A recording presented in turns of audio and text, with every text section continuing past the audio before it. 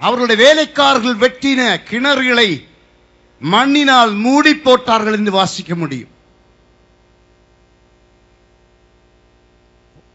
26ஆம் அதிகாரம் 19-20 வாசிக்க தெரியும். ஈசாக்கின் வேலைக்காரர்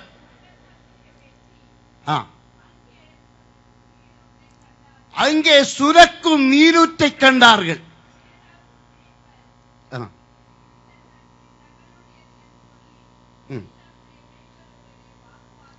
போதும்.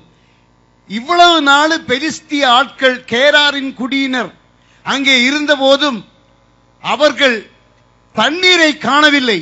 ஆனால் ஈசாக்குடைய வேலைக்காரர்கள் மேய்ப்பர்கள் அதை அந்த மண்ணை எடுத்து போட்ட போது அங்கு தண்ணீர் சுரந்து வந்தது என்று பார்க்கிறோம். அவர்கள் கிணறுகளை குடித்திருப்பார்கள் அல்லது கிணறு வெட்டியிருப்பார்கள்.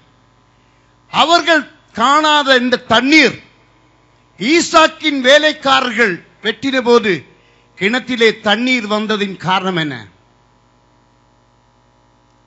ஈசாக்கின் கரங்களில் தேவனுடைய ஆசீர்வாதம் இருந்தது.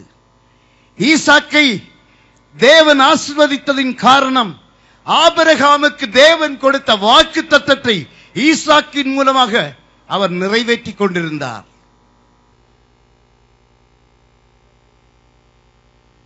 நாம் வேலை செய்கிற இடங்களிலே, நான் இடைபடுகிற காரியங்களிலே பொறாமை உள்ளவர்கள் இருக்கலாம். பொறாமையின் ஆவி என்று ஒரு ஆவி உண்டு. இந்த பொறாமையின் ஆவியினாலே நாம் செய்கிற வேலை மிகவும் சிறப்பாக இருக்கும்போது அதற்கு விரோதமாக கிரியை செய்து நம்முடைய வேலைகளை தடை பண்ணி நம்முடைய லாபங்களை நிறுத்த பிசாசு முயலும் போது தேவனுடைய கரம் நமக்கு அனுகூலமாக இருக்கிறது. என்னுடைய நண்பர் இங்கு வந்திருக்கிறார், ஜிஜோ. அவர் என்னிடத்தில் சொன்னார், பாஸ்டர், என்னுடைய வாழ்க்கையிலே 3 சத்துருக்கள் எனக்கு உண்டு. இந்த 3 சத்துருக்களும் என்னுடைய வேலையில் பொறாமை உள்ளவர்களாக, நான் திடீரென்று இப்படி வளருவதின் காரணமாக பொறாமை உள்ளவர்களாக என்னை புட் டவுன் செய்து கொண்டிருக்கிறார்கள். இதற்கு நான் என்ன செய்ய வேண்டும் என சொன்னார். அன்று நான் இந்த பகுதியை வாசித்து காண்பித்தேன். கர்த்தர் அவருடைய வாழ்க்கையிலே ஒரு வித்தியாசத்தை கொடுத்தார், தன்னுடைய வாழ்க்கையில ஒரு ஜெயத்தை கொடுத்தார் என்று அவர் சாட்சி சொல்ல முடியும். அங்கே கிணறு வெட்டின போது ஒரு சண்டை நடந்தது. அந்த சண்டைக்கு ஒரு பேர் போட்டிருக்கிறாங்க. அது நீங்க வாசித்து பாருங்க, உங்களுக்கு தெரியும். அந்த 20வது வசனத்தை வாசிங்க. கேராரூர் மேய்ப்பர் இந்த தண்ணீர் தங்களுடையது என்று சொல்லி ஈசாக்குடைய மேய்ப்பருடனே வாக்குவாதம் பண்ணினார்கள். அவர்கள் தன்னோட வாக்குவாதம் பண்ணினபடியால் அந்த துறவுக்கு ஏசேக்கு என்று பெயரிட்டார். ஏசேக் என்று பெயர். ஏசேக் என்ற வார்த்தைக்கு இங்கிலீஷில் டிஸ்பியூட் என்று சொல்லப்பட்டிருக்கிறது. கலகம் என்று மலையாளத்தில் சொல்வார்கள், தமிழிலே சண்டை. தேவனுடைய பரிசுத்த ஆவியானவராகிய தண்ணீர் நம்முடைய ஆவிக்குரிய வாழ்க்கையிலே ஒழுகி வரும்போது அதை தடை பண்ணுவதற்கு சாத்தான் பலவிதமான சோதனைகளை தந்து, பண கட்டுப்படி தந்து, மாத்திரமல்ல பலவிதமான சிந்தை குழப்பங்களை தந்து நம்மை தேவனுடைய அந்த சன்னிதானத்திலிருந்து சமூகத்திலிருந்து பிரிக்க முயலும் போது தேவனுடைய பிள்ளையை ஊக்கமாக தேவனை வாழ்த்தி துதித்து அவரை மகிமைப்படுத்தி தேவனை விடுதலையாக்குவார். ஆராதனையில் தான் இருக்கு விடுதலை. ஆராதனை இல்லாம கிறிஸ்தவ வாழ்க்கை செய்ய முடியாது.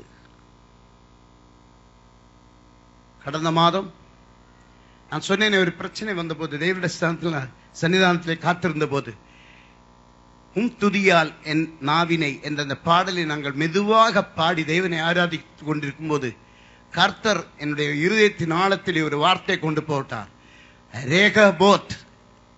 இந்த வார்த்தை திரும்பவும் திரும்பவுமாக என்னுடைய வாழ்க்கையிலே திரும்பவுமாக கேட்டுக்கொண்டே இருந்தேன்.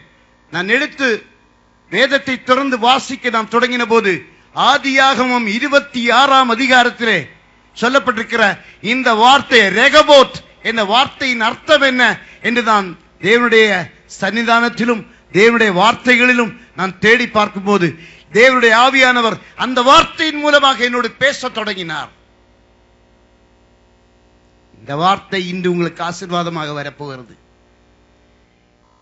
இந்த தேவனுடைய வார்த்தை உங்கள் வாழ்க்கையிலே இதுவரையிலும் தடைப்பட்டிருந்த பல காரியங்களிலிருந்தும் உங்களுக்கு ஜெயம் தரப்போகிறது, வெற்றி தரப்போகிறது, விடுதலை தரப்போகிறது. விசுவாசிக்கிற தேவனுடைய பிள்ளைகள் கரைகளை தூக்கிற அல்லேலூயா சொல்லுங்கள்.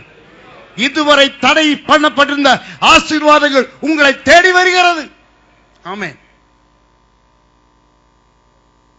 நம்ம எல்லாருக்கும் எதற்காக இங்க வந்தோம்?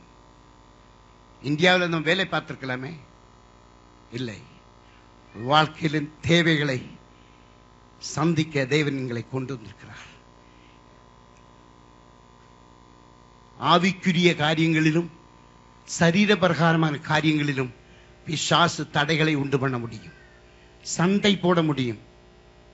இந்த வேத பகுதியும் நம்முடைய ஆவிக்குரிய வாழ்க்கையோடு கம்பேர் பண்ணி பார்க்கும்போது தண்ணீர் என்ற வார்த்தை தேவனுடைய ஆவியானவரை குறிக்கிறது.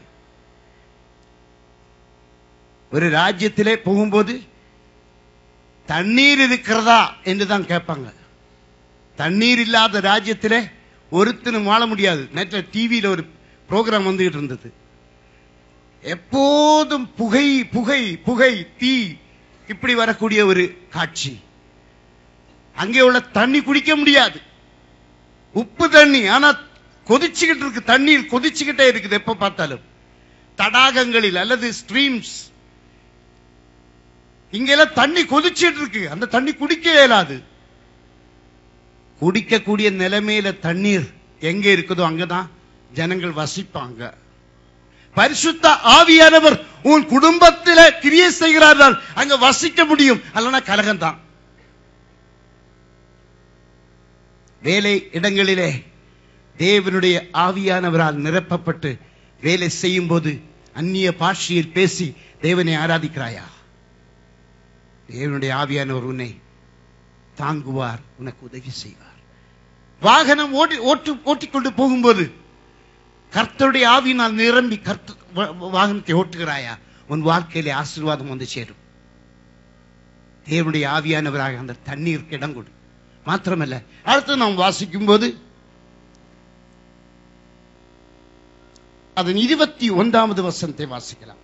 வேறொரு துறவை வெட்டினார்கள், வேறொரு துறவை வெட்டினார்கள், அதை குறித்தும் வாக்குவாதம் பண்ணினார்கள், அதை குறித்தும் வாக்குவாதம் பண்ணினார்களாம். ஆகையால் அதற்கு சித்னா என்று பெயரிட்டார்கள். அதற்கு சித்னா என்று பெயரிட்டார்களாம்.